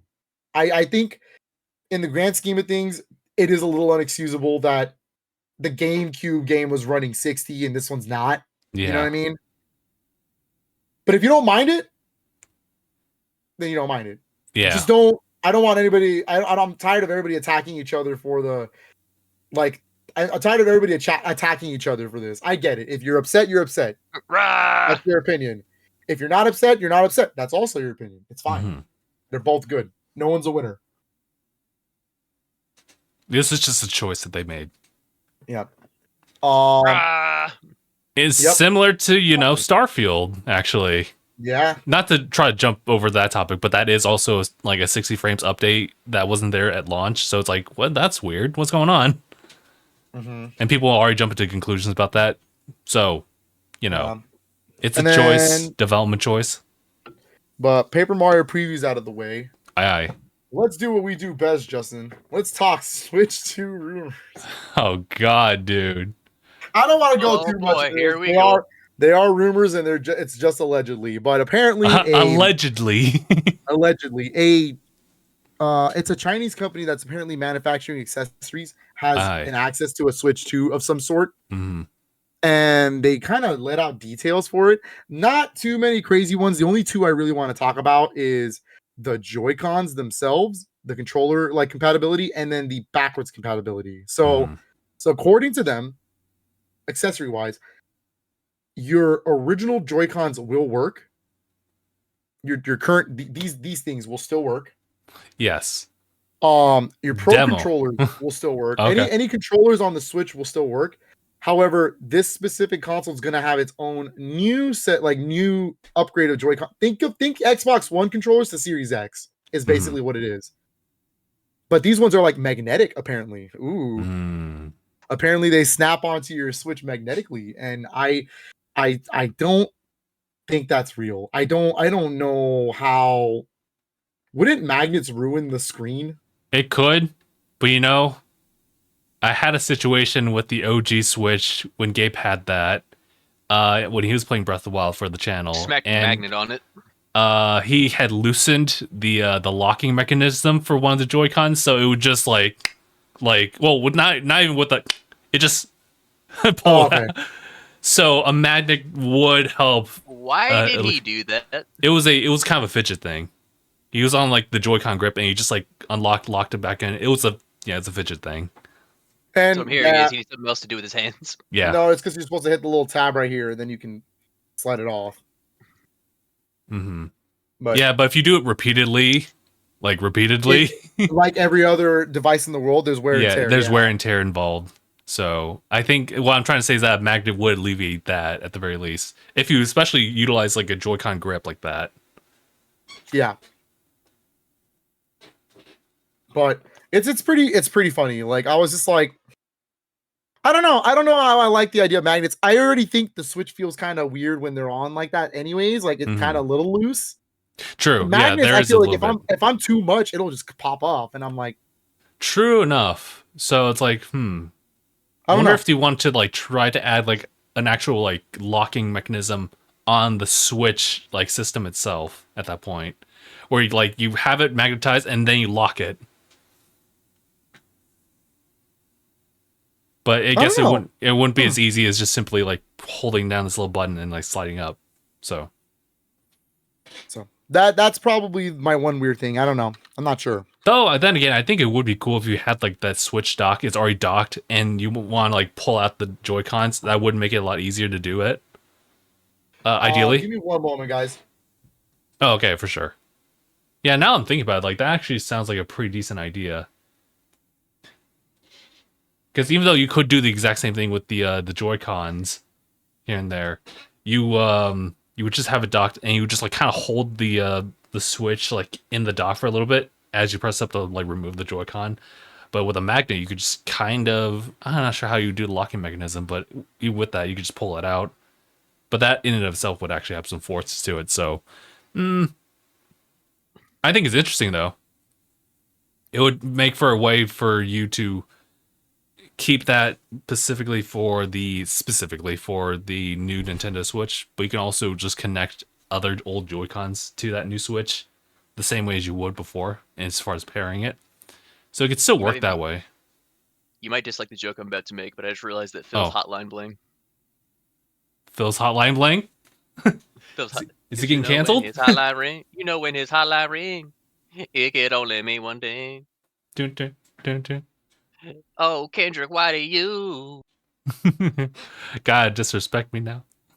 Gotta disrespect me like before. That was still crazy. There's so much. Ooh, Justin, you have no idea. Crazy. Yeah, I'm just going. Dude, season 12 is actually making me want to play Sea of Thieves. Okay, sorry about that. No, that's okay. My sister was calling. Anyways, Gotcha. Your hotline ringed, and you know we know that can only mean one thing. Don't make it fake. Anyways, these days. What was I gonna say? Oh, I pushed this on accident. I have my volume up. He only loves Nintendo and his dogs. He's sorry. Let's see. Switch to. Oh yeah, the second part. Part 2. Cartridges. So yeah. Yeah, cartridges. So apparently the allegedly the Switch 2 cartridges are going to be looking the same, except with one, like it's going to have a small difference compared to the Switch 1 cartridges. So in other words, all right, go and pull up. I got these two. So in other words, if this DS game is a Switch 1 game, I pulled the wrong case. This game doesn't have. Let's assume this is a Switch cartridge. Yeah. Allegedly. This one would be a Switch 2. And this is the alleged Switch 2 cartridge. I'm assuming it's going to be the same thing. A little nub so that it doesn't work on your Switch 1. Right. But it can read your Switch 1 cartridges, which would all tie into the fact that your Joy-Cons would work. I don't think your Joy-Cons going to be able to be put on the screen. Yeah, I was saying as you're on call that you could just probably wirelessly connect them the same way. It just removes the convenience of charging it on that same controller. That way, allegedly, it mitigates allegedly a lot of the like backwards compatibility issues. Maybe a game doesn't support those Joy-Cons or whatnot, or maybe someone brought up on the internet maybe things like Ring Fit Adventure would not work with those new Joy-Cons. There would be no way. True. So you'd have to use the originals. So it would mitigate that kind of stuff. Maybe like Super Mario Party that uses only Joy-Cons separately. Okay. So stuff like that. So I think if that's the case, then yeah, this is starting to sound more and more like just a new Switch, and that's all it needs to be. It's a-okay. Because honestly, That's when you think about it, all this needs to be. DS, 3DS, not too different. Not too different. No. It just needs to be a more powerful Switch that can play my current library, because then that console immediately becomes my favorite new console of all time, because it can just play my favorite consoles of all, like my games from that console. Like, when Phil gets his new Switch, at long last, I've ascended. Oh man, I have ascended. So much content from that when it comes out. Like, this so is what it means. much. This is a Saiyan that's gone beyond a Super Saiyan. This is Super Saiyan 2. And Super Nintendo Switch 2. Oh my god. But that's all I have on the rumors. It's Gotcha. Just been, that's the thing. I don't know if you guys have anything to add to that. Honestly, we're gonna just get more and more rumors here and there, and I'm just waiting for an official announcement, which I'm kind of predicting is somewhere around this year to be released the following year. That's been my prediction. Yeah. And honestly, I'm trying to remember the dates for when they initially announced Nintendo Switch, and then the November. release. It was November. Oh no, I'm sorry. It was October, and then they said more in January 2017, because they announced in 2016. Yeah, okay, I see that timeline. And then it released in March of 2017, which would line up with the leaks that yes, there was a plan to release it this year. It got pushed out of this release schedule into spring of 2025, and I think that's fine. Yeah, I agree with that. Which leads me into the next thing, because listen, we keep saying that Luigi's Mansion 2 is the last like first party game that we know of. And turns out, Justin, I don't think it is. What's going on? The bird has spoken again. The bird, everyone's favorite X-bird. Wait, are we talking? Oh, it is what we're talking about. Okay, I was gonna say, guys, I had this thumbnail, this title prepped and ready. We're going to work with the algorithm on this one, bro. An hour and a half later into the video, the bird has spoken.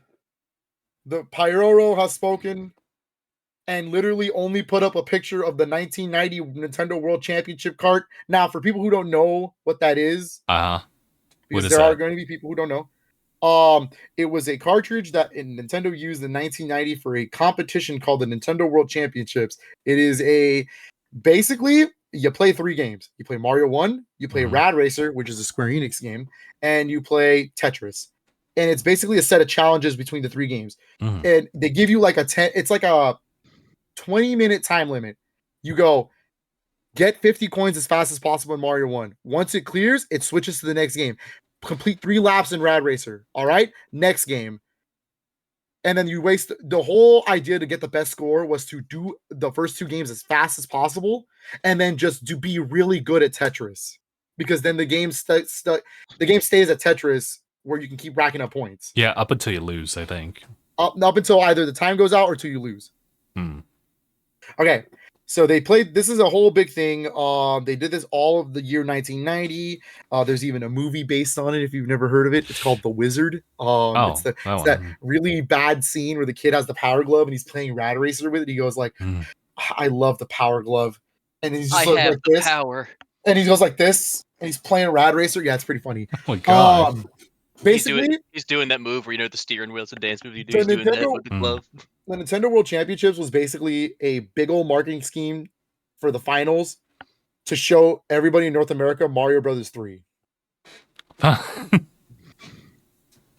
Because that was the finals game and nobody had ever played it. So they were like, figure it out. Good luck. It's kind of what they did when they did the 2015. No, the 2017 Nintendo World Championships. Where they did where they had Mario Odyssey as the final game, and everyone was like, wait, we've never played it. They're like, I don't know, good luck. I was like, good luck with that. So that's a thing, right? Well, I was curious because Pyoro's the way Pyoro leaks things is it's very hints and like riddles. And no, he was just being straightforward with this one. We just overthought it. Apparently the next day, yesterday, Literally the next day. every rating system in the world, the ESRB, PEGI, the Zero, like they all listed Nintendo World Championship NES edition for the Nintendo Switch. Now I gotta pull this listing up All right. because I need to read the description of what it is because it does not match what the Nintendo World Championship card is. Oh, okay. And I think there's some rumors going around, and I think I kind of agree. So here's what it says. It's rated E for everyone for mild fantasy violence. It's officially called Nintendo World Championships NES Edition by Nintendo. This is a collection of 2D challenges and platformer games in which players traverse through various modes, examples speedrun and survival. Several challenges involve reaching specific points, while others prompt players to defeat small enemies or survive brief battles. Some games depict pixelated characters using small swords or arrows to strike at enemies. Enemies typically get stunned or disappear in a flash. That's from the ESRB. That sounds like a remix, actually. Sound a lot like it. I'm glad you brought that up. I see we'll say wavelength right now. So, what people think this is, and I think I'm in agreement. I think Nintendo World Championship NES Edition is the next NES Remix game. It's just not called NES Remix. I think it is probably. I actually think it's probably both the original remix games and then adding more games that are not just Nintendo. And it's just going to be this big old, like, here's a bunch of Nintendo games that you can play. Like, here's all these challenges for these Nintendo games. And it's just, for anybody who doesn't know what NES Remix is, I can't believe I have to say this, but it's been over 10 years. So, yeah. Nintendo or NES Remix was this WarioWare style like game where they took NES games. It was originally released on the Wii U. It was this thing where you played these NES games and there were challenges. Very, very like minute ones. Like they were like, I don't know, for example, Mario 1. There's a hidden one up in this area of the level. Find it real quick. See how fast you can do it. It's very WarioWare like in that regard. But then the remix part comes in when they start throwing you get to the top of the stage in Donkey Kong, but you're not playing as Mario, you're playing as Link. Link can't jump. Damn. Not in that game. So it's things like that. Very, very much reminiscent of WarioWare, just very into NES games. And it's really good. I love that game. Those are really good games. And they're games that I've been wanting on the Switch for years now. You know, there's NES Remix 1 and 2, and then Ultimate NES Remix, the one I just pulled out for 3DS. It's kind of a mix of both. Like, it's kind of the best of. If this is just all of that in one package, I'm down. Pyoro also stated that this is a $30 release. So I'm assuming... Whoa. I'm assuming that's what this is. If that's the case, then yeah, it's worth the $30. All right. Small release by Nintendo. It's not a big one, you know, but it's a good one. Like, you know what I mean? And I think that's going to be the trend going forward because we also got 2 re-registered trademarks from Nintendo. Why all of a sudden do they need to re-register these names? They just re-registered the names Pushmo and Kirby and the Rainbow Curse. Whoa, that's kind of... I see. I thought it was going to be a little bit more of a linear like progression there, but okay. No. You were thinking maybe the smaller games. No, I was thinking like Pushmo's series. Like, no. Why out of all the... No, because what I think it is... Okay, really quick. That one hasn't had too much smoke, so I'm just going to say that it's probably going to take a lot of work to get Kirby and the Rainbow Curse to work on the Switch. I would be down. I just need to see how it works, I guess. And it would be saving another game from being left on the Wii U. Lost media. Yeah. Another one would be Pushmo. I don't think it's the 3DS Pushmos. I think it's Pushmo World from Wii U. It's already in HD. you get the basic gist of it. It's its own Pushmo game. It has a community function, so people can make their own levels in online. Oh, that's cool. So why not? Especially with yeah, that works. And you could always just add DLC. You can make it to where you can release the other 3 Pushmo puzzles I get as yeah. DLC. Like, but it's Pushmo, Pushmo, Crashmo, and Stretchmo. So you could just release those on as add-ons. Like, that doesn't need to be The 3 DLC. You know? Yeah. I see. yeah. So I would think that'd be pretty fun. And it kind of goes into what we've been talking about all year so Mhm. far with Nintendo.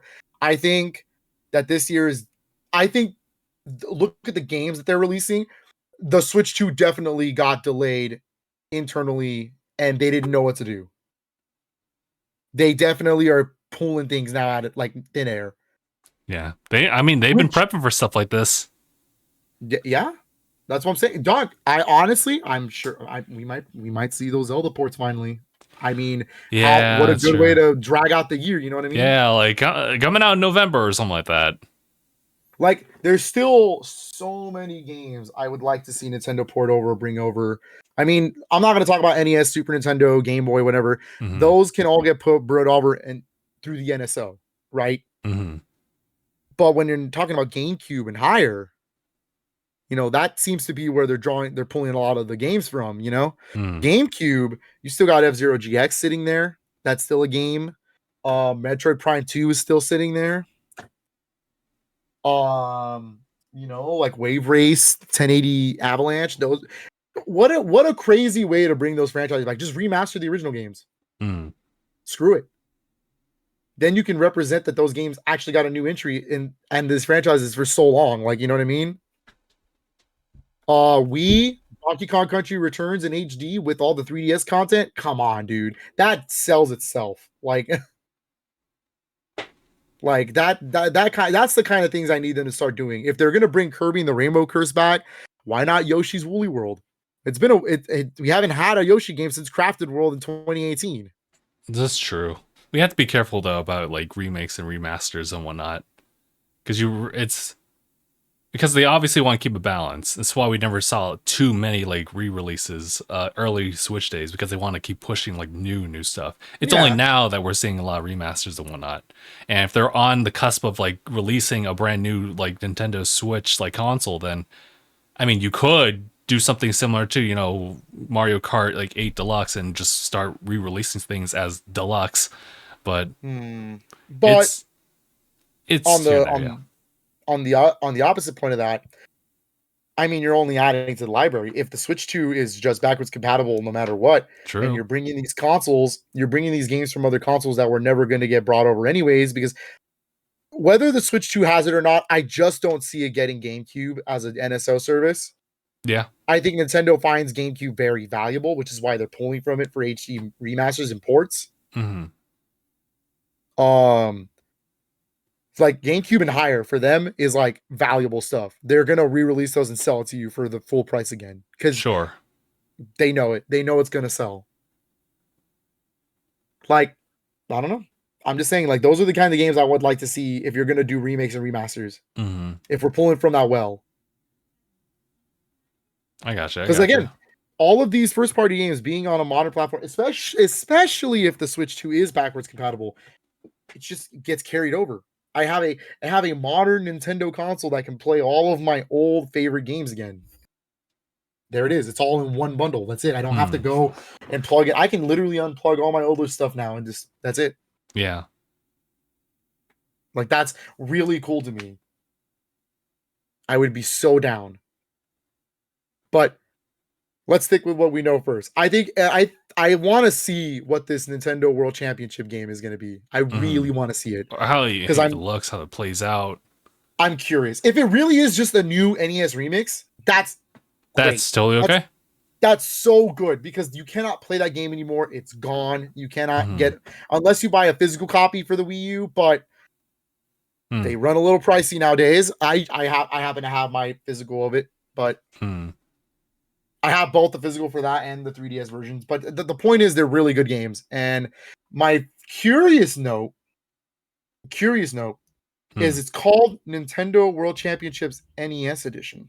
That kind of implies that, like, well, we're sticking to that era right there, but could there be a SNES edition, and then, you know, which is what everyone in the world has wanted since NES Remix. They've been wanting an SNES Remix. That would be really cool. Like, I think, and mind you, this game being rated by the ESRB, there's a very small chance that it's not a real thing because it could be canceled at any point. This has happened before. It's very rarely. I'm talking like one every like 30 years or something like that. Like, I'm talking like, I think it was Mortal Kombat Arcade Trilogy, if I recall, on the PlayStation 3 360. It was rated on the ESRB and it never came out. No, okay. But this is Nintendo. I don't think those games don't just come lightly. Like, Nintendo doesn't get leaked through the ESRB. They get leaked in many other ways, but it's never the ESRB. I think that means that game's going to shadow drop. That game's going to be a shadow drop. I'm hoping at a later date physical copy, but Gotcha. I mean, $30 release physical copy, have that in the stores for the holidays, easy money. That's easy money. You know what? $30 and a shadow drop do go hand in hand. I mean, Metroid was shadow drop and it was 40. Metroid Prime. Like, you sold me Metroid Prime for 40 and that looked that good. That I would have paid 60 for that game. How much was Bayonetta? Bayonetta 1 was only 30 as well. For the physical, you can still get it on the store for only 20. That's crazy. Wow. Yeah. Set Switch tax when it comes to physical, but yes. Fair. Let's see. I'm just saying, I want to see what this is now. And we're getting a shadow drop of that game soon.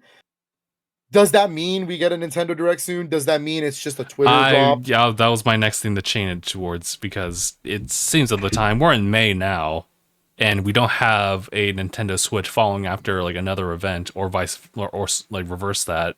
So what's going on with that? We're in May. We only know of Paper Mario. Officially, we only know of Paper Mario and Luigi's Mansion. Yeah. And that's another thing I want to quickly bring up too while we're in this discussion. Today, literally this morning, they dropped the Luigi's Mansion trailer. And I'm like, we're dropping trailers on Saturday and Sundays now? Like, what is this? It's the weekend, dude. Well, Nintendo doesn't do that. Ladies and gentlemen, the weekend.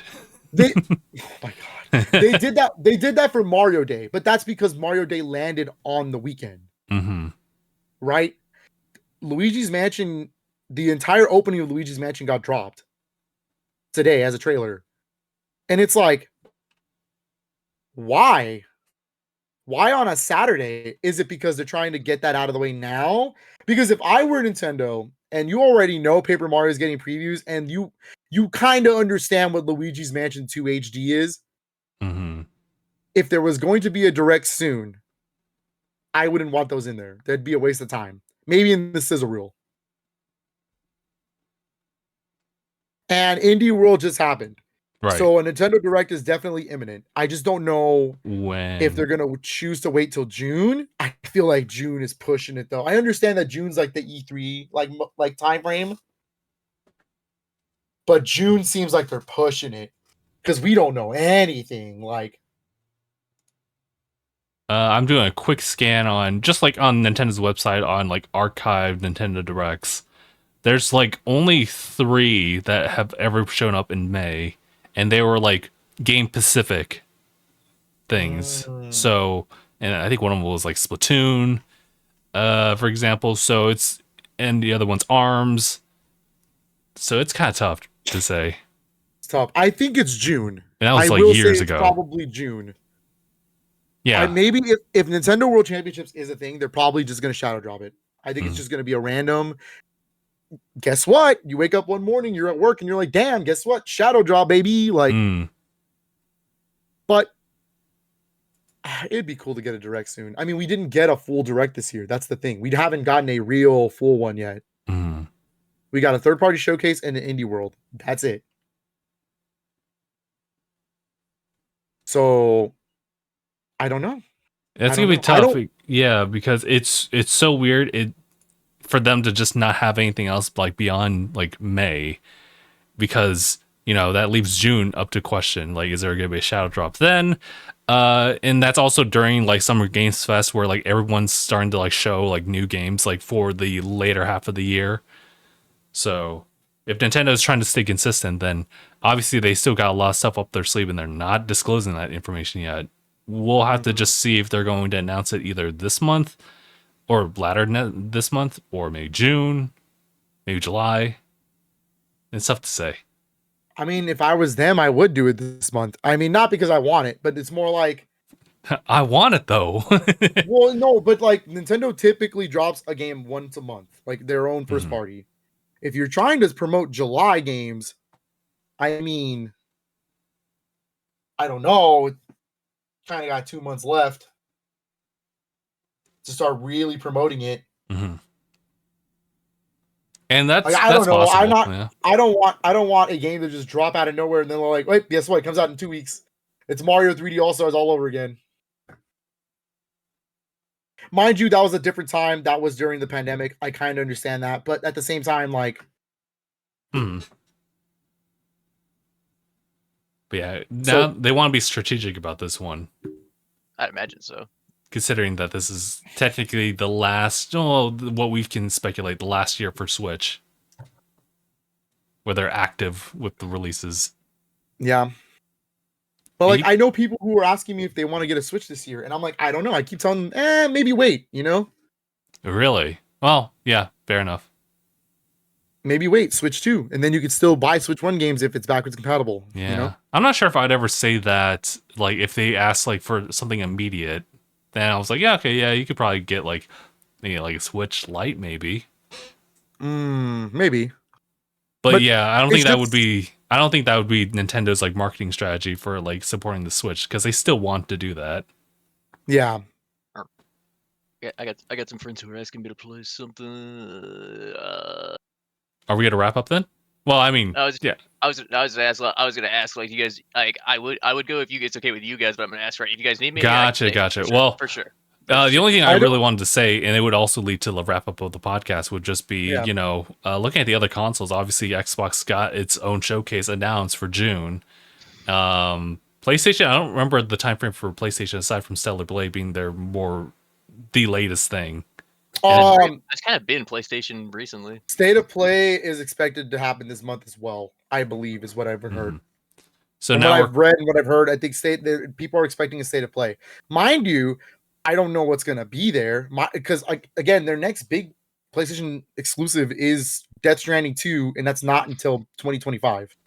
So as far as games like this year, further out, then we don't really know. Again, the rumored Astro Bot would be cool, but that's not gonna sell PlayStation 5s. So yeah, I think we're just in a nice spot where like it's time for like the companies to show their cards a little bit. Like Endless Ocean, baby. You know what I mean? Oh yeah, that Endless Ocean. In this business, it's kind of what you got to do. Is you got to show your cards. Yeah. Otherwise, people won't like buy it anymore. But all right. Other than that, NSO drops would be cool to keep me going. Fair enough. We just had 64 ones last week. Real quick. It's not gonna take long. It was literally. They're the random drops. Granted, I really like that they dropped non-conventional N64 games. The ones that you don't think were gonna make it. You know what I mean? They dropped Extreme G and Iggy's Wrecking Balls. Let me tell you something. They're hidden gems. They're actually really good games. They're just not really. Those are not N64 games you would think. They're not high profiled like that. I just want to tell people who are upset about that, please play other games on N64 that are not Nintendo. Like, there are actually really good games on the N64 that are not by Nintendo, and those are two good examples. Both of those have really, really fun 4-player modes. Iggy's Wrecking Ball is actually a 2D platformer where we're trying to race to the end. It's kind of like Runbow if you think about it. It's also got a small history. It's the first game designed by Jules Watson, who would end up making Mutant Muds, Zeo Drifter, stuff like that. So it's like, that's kind of cool. I didn't know that. They're both games by Acclaim. And when you hear the name Acclaim, it scares me a little bit. You know, they're not that good. But Acclaim was really good during the N64 era. Turok, you know, Shadow Man. So that kind of stuff. And Extreme G is a really fun racing game. Really, really bumping like future beats and stuff like that. It's pretty good. Gotcha. Yeah. Fun games. I need to try them online, but yeah, fun games. Fun games. More releases like that, Nintendo, where it's not just always me expecting Smash or Donkey Kong 64. That's cool. Smash would be nice though. I It mean, would be nice though. They really online Smash really would be could. crazy. They really could just kind of drop that somewhere while they're trying to bide their time. Well, if we got rare stuff on the table, you know, Diddy Kong Racing's on the table, Donkey Kong 64. Okay, you're starting to chain. Yeah. You're starting to chain. You're right. But yes, you're right. We'll save that for Xbox showcase. Banjo, Perfect Dark. That'd be weird to see. Oh, sorry, that's gonna tangent. All right, I think we're good, everybody. You're not wrong. It would be weird to see. Yeah, Diddy Kong Racing. You're gonna On see me pass out Xbox? that day, I promise. Banjo Kazooie happens. Somebody called the ambulance. Face plants into his keyboard. No, somebody called the ambulance that day. I'm gonna pass out. Oh, relax. You're just in the bathroom listening to this, and all of a sudden you just kind of like go limp for a second. Call an ambulance, but not for me. But yeah, I got nothing else. Other than that, I think I'm just excited to see what Nintendo World Championships is. That's it. Gotcha. All right. I think that's going to wrap it up for everybody else here. Guys, thank you guys for joining me. Everybody, for this episode of DangIT Prodcast. It's been episode 503, I believe. My name is Justin. Fuck. And I'm Philip. And thanks for watching, everybody. #bye, everybody. Endless Ocean. It's a game.